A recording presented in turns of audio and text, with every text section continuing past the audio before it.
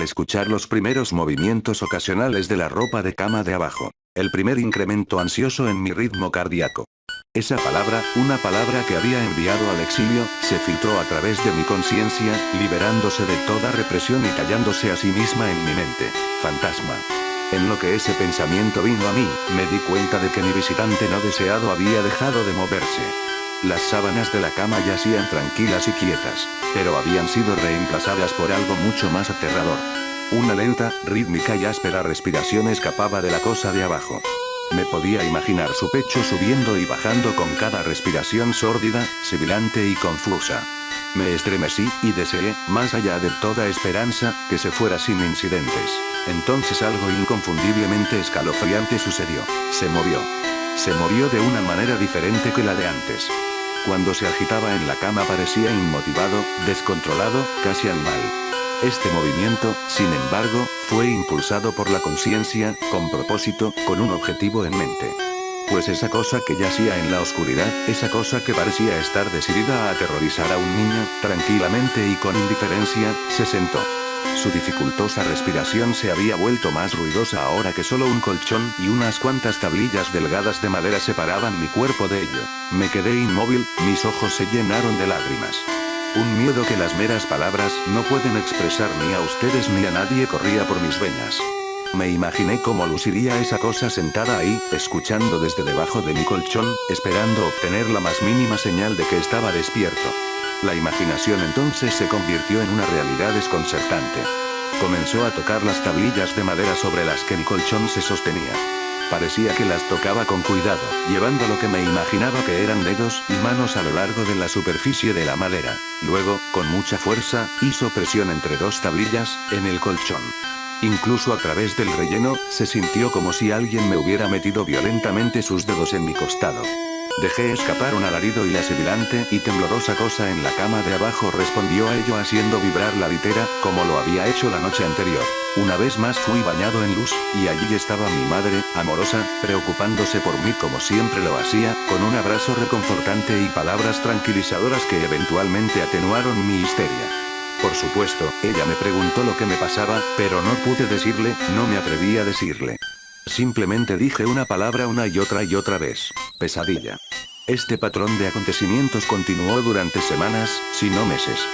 Noche tras noche me despertaba al sonido de sábanas revolviéndose.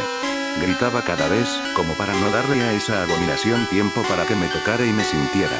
Con cada grito la cama se sacudía violentamente, deteniéndose con la llegada de mi madre, quien pasaría el resto de la noche en la cama de abajo, aparentemente ignorante de la fuerza siniestra que torturaba a su hijo por las noches. En varias ocasiones me las arreglé para fingir estar enfermo y pensé en otras razones no del todo ciertas para dormir en la cama de mis padres, pero la mayoría de las veces estaba solo en ese lugar por las primeras horas de cada noche. Con el tiempo puedes desensibilizarte de casi cualquier cosa, sin importar cuán terrible sea. Me había llegado a dar cuenta de que, por cualquier razón que fuera, esa cosa no podía hacerme daño cuando mi madre estaba presente. Estoy seguro de que lo mismo se aplicaría con mi padre, pero por más amoroso que él fuera, despertarlo de su sueño era casi imposible. Después de unos meses me había acostumbrado a mi visitante nocturno. No confundan esto con una amistad sobrenatural, yo detestaba la cosa. Aún le temía sobremanera, ya que casi podía sentir sus deseos y su personalidad, si se le puede llamar así. Una llena de un odio perverso y retorcido que me anhelaba, tal vez de entre todas las cosas. Mis mayores temores se hicieron más patentes durante el invierno. Los días eran cortos, y las noches más largas proveían a ese desgraciado de más oportunidades. Fue un tiempo difícil para mi familia. Mi abuela, una mujer maravillosamente amable y gentil, se había deteriorado grandemente desde la muerte de mi abuelo. Mi madre estaba haciendo todo lo posible para mantenerla en su vecindario, pero la demencia es una enfermedad degenerativa y cruel, despojando a la persona de sus recuerdos un día a la vez. Pronto ella dejó de reconocernos, y quedó claro que tendría que ser trasladada de su casa a un hogar de ancianos. Antes de que pudiéramos moverla, mi abuela tuvo unas noches particularmente difíciles, y mi madre decidió que se quedaría con ella. Por mucho que amaba a mi abuela y no sentía más que angustia por su enfermedad, hasta el día de hoy me siento culpable de que mis primeros pensamientos no fueran sobre ella, sino de lo que mi visitante nocturno me podría hacer en caso de que se percatara de la ausencia de mi madre. Su presencia siendo lo único de lo que estaba seguro que me protegía de todo el horror que esa cosa podría llegar a hacerme sentir. Me apuré a mi casa después de la escuela ese día, y de inmediato quité las sábanas y el colchón de la cama de abajo, colocando sobre las tablillas un viejo escritorio, una cajonera y algunas sillas. Le dije a mi padre que estaba haciendo una oficina, lo que encontró adorable, pero ni en broma le daría a esa cosa un lugar para dormir por otra noche más. Cuando la oscuridad se acercaba, no sabía qué hacer. Mi único impulso fue el de recoger del joyero de mi mamá un crucifijo pequeño que había visto antes allí.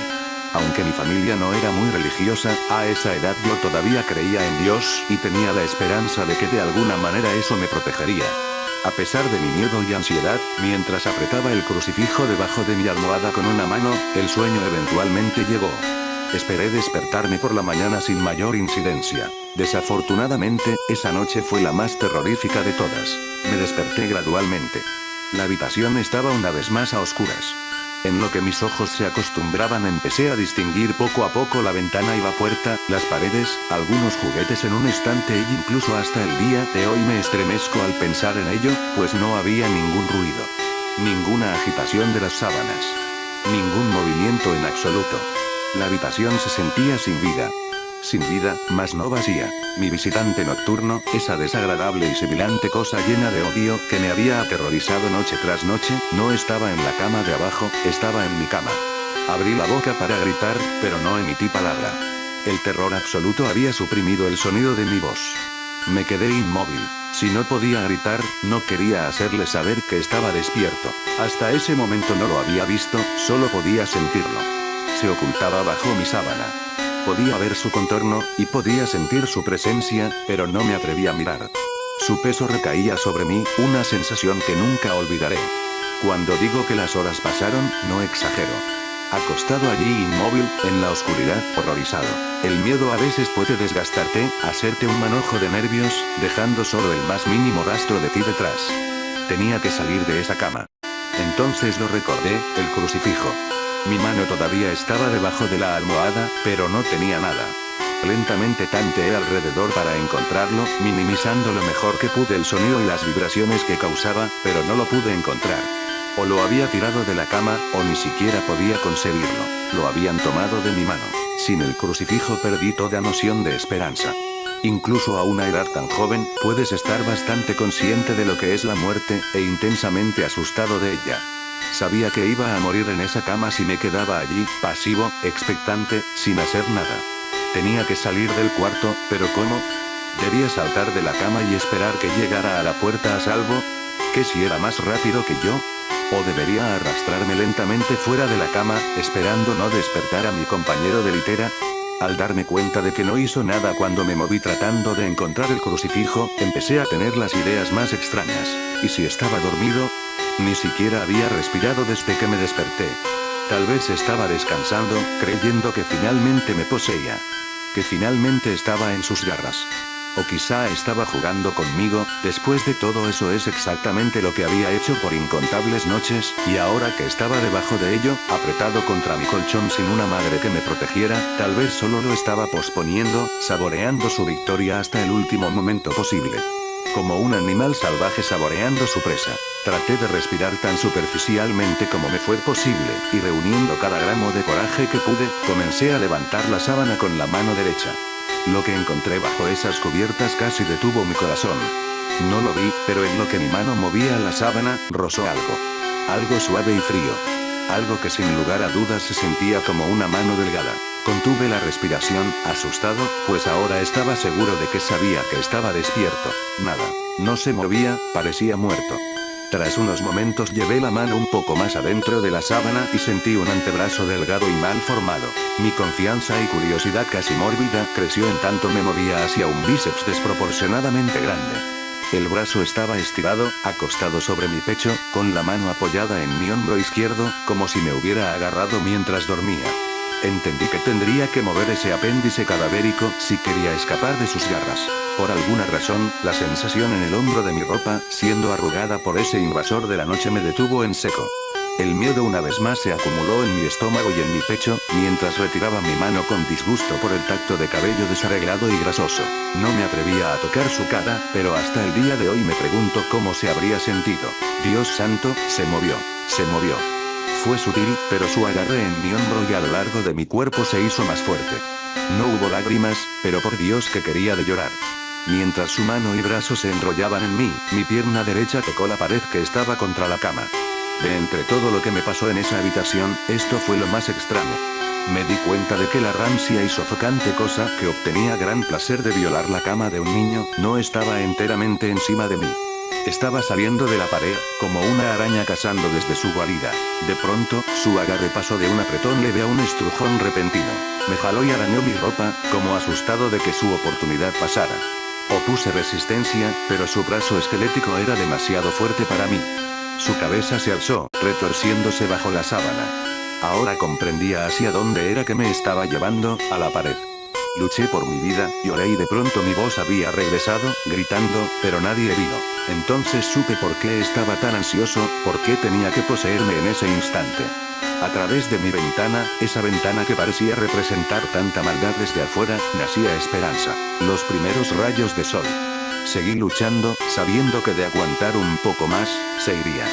Mientras luchaba por mi vida, el parásito sobrenatural cambió de táctica, acercándose poco a poco a mi pecho, con su cabeza ahora asomándose por debajo de las sábanas, sibilante, tosiendo, jadeando.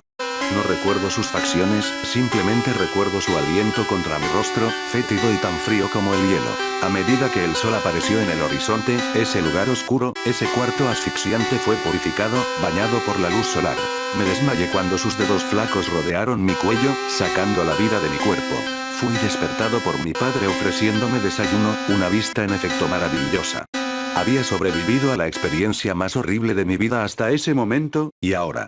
Despegué la cama de la pared, retirando asimismo los muebles que creí que harían desistir a esa cosa de tomar una cama. Poco sabía que intentaría tomar la mía y a mí. Nunca le conté a nadie esta historia. Hasta el día de hoy, aún me despierto cubierto en sudor frío al sonido de las sábanas revolviéndose, o un jadeo causado por un resfriado. Y ciertamente nunca duermo con la cama contra la pared. Llámenlo superstición si quieren, pues como he dicho, no puedo descartar explicaciones convencionales, tales como parálisis del sueño, alucinaciones o una imaginación demasiado activa, pero puedo decir esto. Al siguiente mes mis padres me dieron su habitación en el otro extremo de la casa y ellos tomaron ese extrañamente sofocante pero alargado lugar como su dormitorio.